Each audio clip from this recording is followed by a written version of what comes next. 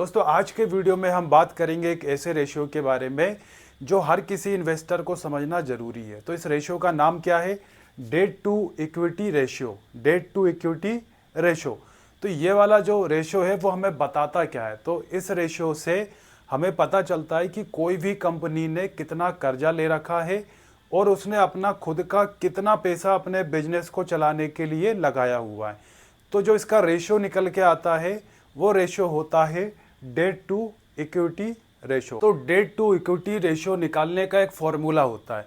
वो फॉर्मूला क्या है? Debt to equity. इस जो डेट टू इक्विटी है इसी को हम शॉर्टकट में ऐसे भी लिख सकते हैं, मतलब डी लिखा, डिवाइड किया और ई।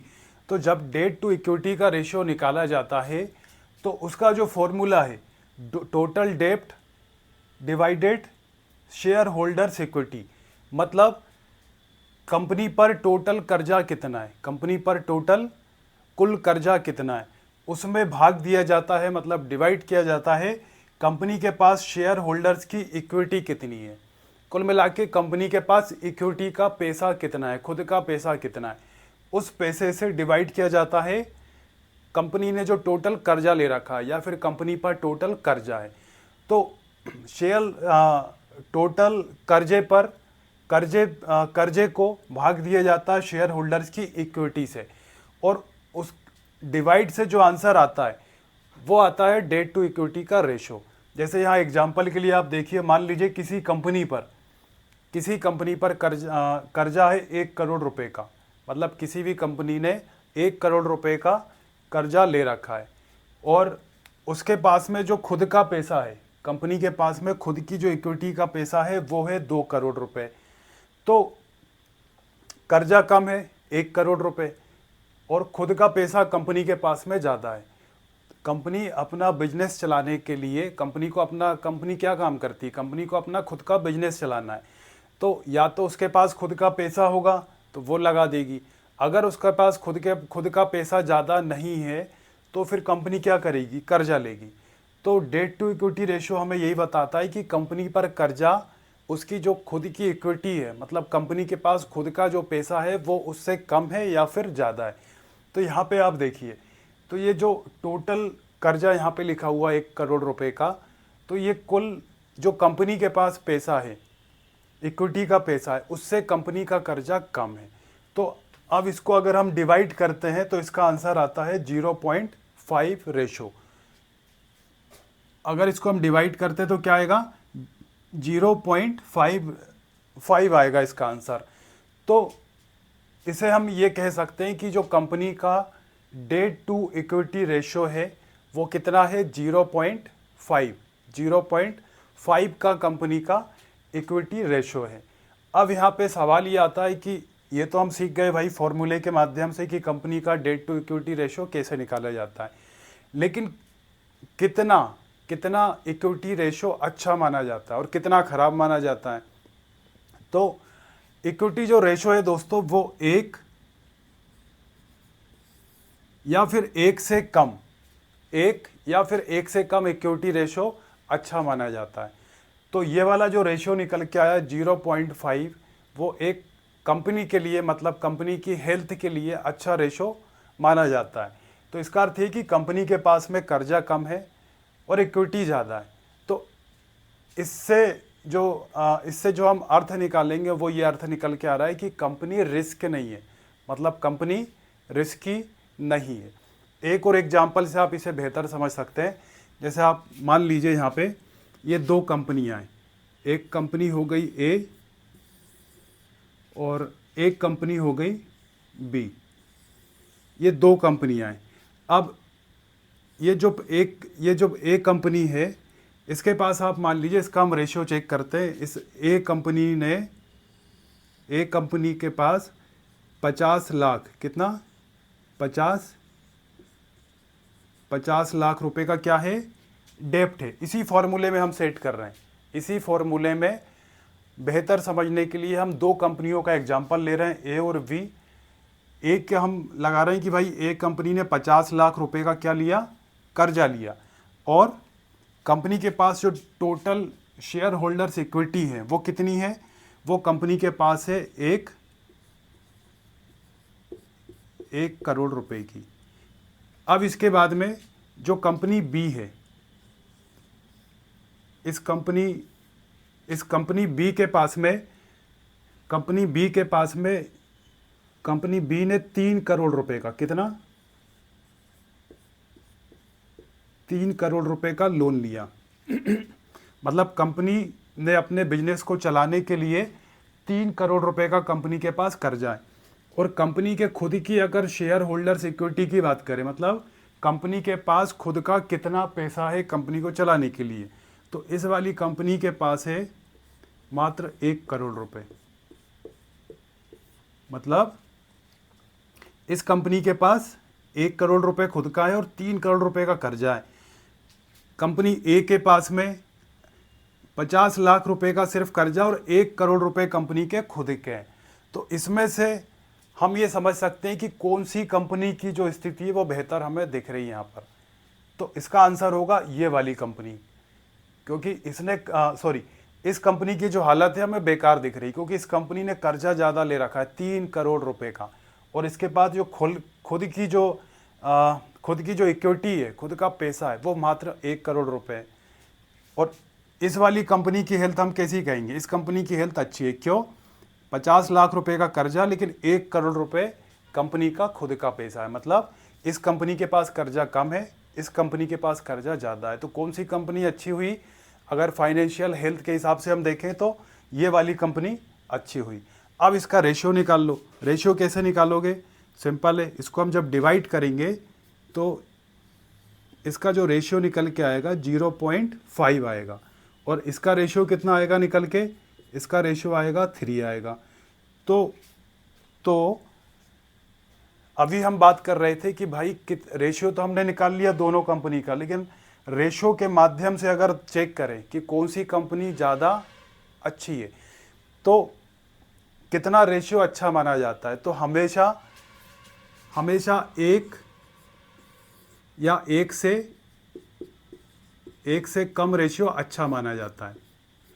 और 1 से अगर ज़्यादा है, मतलब 2 है, 3 है, तो ये रेशियो बहुत बेकार माना जाता है। तो इस कंपनी का जो रेशियो आ रहा है वो 3 आ रहा है। मतलब इसे हम ये कह सकते हैं कि ये वाली जो कंपनी है कैसी कंपनी है? ये कंपनी रिस्की है। क्यों रिस्की है? क्योंकि अगर पहले से कर्जा ज़्यादा है, पहले से ही कंपनी पर कर्जा ज़्यादा है, अब अगर ऐसा कुछ हो गया कि मार्केट गिर जाता है बहुत ज़्यादा, या कोई ऐसी खबर आ जाती है, तो ये वाली कंपनी की हालत बहुत ज़्यादा ख़राब हो जाएगी। ये कंपनी अपने आप को संभाल नहीं पाएगी, क्योंकि पहले से इस कंपनी पर बहुत ज़्यादा कर्जा है। ऊपर से इस कंपनी का रेशियो ज़्यादा है, डेट टू इक्विटी रेशियो ज़्यादा है। क्योंकि अभी हमने सीखा कि 1 से अगर ज़्यादा रेशियो आ रहा है तो उस कंपनी का रेशियो अच्छा निवेश के लिए नहीं माना जाता है। और कंपनी ए की बात करें तो ये वाली जो कंपनी है इसका रेशियो 1 या फिर 1 से कम है, तो 0.5 है, मतलब 1 से कम है। तो ये वाली जो कंपनी है वो निवेश के लिए सेफ है। कैसी कंपनी है? ये कंपनी सेफ मानी जाएगी, और ये वाली कंपनी रिस्की है। तो 2 कंपनी के माध्यम से हमने देखा कि हमें रेशियो के हिसाब से किसी कंपनी को कैसे पहचाने कि वो इन्वेस्टमेंट के लिए हमारे लिए सेफ है या फिर हमारे लिए रिस्की है। तो सबसे पहली चीज़ है कि हमें रेशियो देखना आना चाहिए, कि हमें रेशियो पता होना चाहिए कि 1 नंबर से अगर कम रेशियो आ रहा है, 1 या फिर 1 से कम आ रहा है, तो वो रेशियो उस कंपनी की हेल्थ को अच्छा बताता है। मतलब उस कंपनी में आप इन्वेस्टमेंट कर सकते हो। लेकिन अगर 1 से ऊपर नंबर आ रहा है, 2 आ रहा है, 3 आ रहा है, तो वो बता रहा है कि कंपनी पर कर्जा ज़्यादा है। किसके कंपेयर में? उसकी इक्विटी के कंपेयर में कंपनी पर कर्जा ज़्यादा है। अगर किसी कंपनी का रेशियो 1 से ज़्यादा आता है तो उस कंपनी पर कर्जा ज़्यादा है। किससे ज़्यादा? शेयर होल्डर्स की इक्विटी से उस पर कर्जा ज़्यादा है, ये इसका अर्थ निकलता है। और अगर उसी कंपनी पर ये कम आता है, रेशियो 1 से कम आता है, किसके कंपैरिजन में? कंपनी की शेयर होल्डर्स की इक्विटी के कंपैरिजन में, तो उसका जो मतलब हम निकालते हैं कि मतलब वो कंपनी पर कर्जा कम है, तो वो इन्वेस्टमेंट के लिए हमारे लिए सही कंपनी हो सकती है। अब सवाल ये आता है कि जो हमने इस तरह से रेशियो निकाला है फॉर्मूले में रख करके, तो क्या आपको भी ऐसे फॉर्मूले में कंपनी का कर्जा और इक्विटी रख के डिवाइड करके उसका रेशियो निकालने की ज़रूरत पड़ेगी? तो ऐसा नहीं है। ये तो मैंने आपको समझाने के लिए बताया था। लेकिन जब आपको सिर्फ ये देखना है कि भाई रेशियो 1 से 1 या फिर 1 से कम होना चाहिए, 1 या फिर 1 से कम होना चाहिए। अगर 1 से ज़्यादा होता है, मतलब प्लस में जाता है, 2 होता है, 3 होता है, तो ये आपके लिए अच्छा नहीं है। तो आपको सिर्फ रेशियो चेक करना है, और रेशियो के लिए आपको कई सारी ऐसी वेबसाइट्स होती हैं, कौन सी? जैसे एक हो गई क्या नाम है, मनी कंट्रोल। आप मनी कंट्रोल पे जाएंगे तो मनी कंट्रोल पे आपको डायरेक्ट ये फॉर्मूले वगैरह लगाने की ज़रूरत नहीं होती है। आपको डायरेक्ट वहाँ पे ये रेशियो दिखेंगे, नंबर्स दिखेंगे। तो नंबर्स से आपको पहचान लेना है कि भाई इस कंपनी पर कर्जा कितना है, ज़्यादा है या फिर कम है। और हमेशा जो ये रेशियो चेक किया जाता है वो हमेशा सेक्टोरल में चेक किया जाता है। कैसे? जैसे मतलब इस वाले रेशियो को आप कैसे अपने उपयोग में ले पाएंगे? तो जैसे मान के चलिए आपको बैंकिंग सेक्टर में इन्वेस्टमेंट करना है, बैंकिंग सेक्टर में आपको पैसे लगाना है। तो बैंक तो बहुत सारी हो गई हैं, तो आपको पता, आप सभी बैंकों में तो पैसा लगाओगे नहीं। आप तो कोई एक बैंक ढूंढना चाह रहे हो, मतलब आपके सामने 10 बैंक है, 10 बैंकों के नाम है, लेकिन आपको एक बैंक ढूंढना है जिस पर कर्जा उसकी इक्विटी के कंपैरिजन में कम हो, कर्जा उसकी इक्विटी के कंपैरिजन में कम हो। तो वो करने के लिए आपको मनी कंट्रोल पर जाना है, और वहाँ पे आपको बैंकिंग सेक्टर में जितनी भी जो बैंक है, आपको जो भी लगता हो कि भाई ये बैंक आपके लिए बेस्ट हो सकती है, तो उन बैंकों में जा कर के आपको उसका debt to equity ratio check करना है।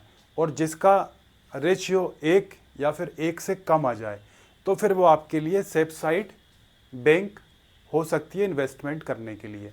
और अगर उसका 1 से ज़्यादा रेशियो आ जाए तो फिर वो आपके लिए सही बैंक नहीं रहेगी पैसे लगाने के लिए।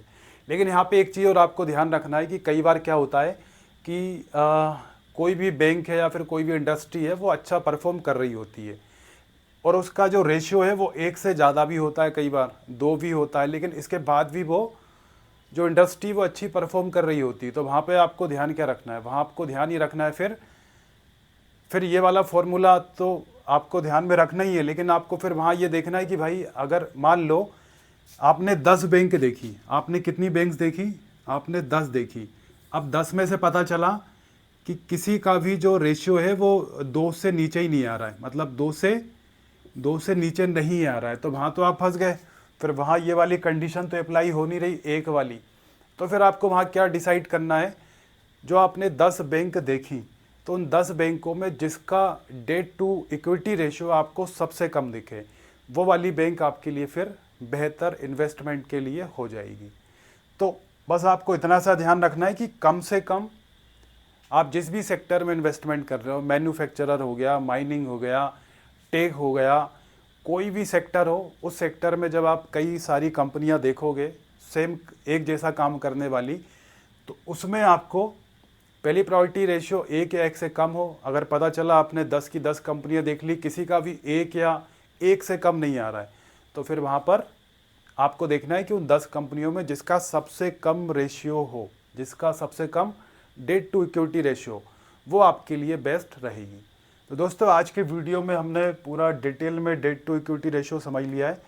तो वीडियो आपको अच्छी लगी तो लाइक करिएगा, शेयर करिएगा, सब्सक्राइब करिएगा। तो चलिए दोस्तों फिर मिलते हैं नेक्स्ट वीडियो में।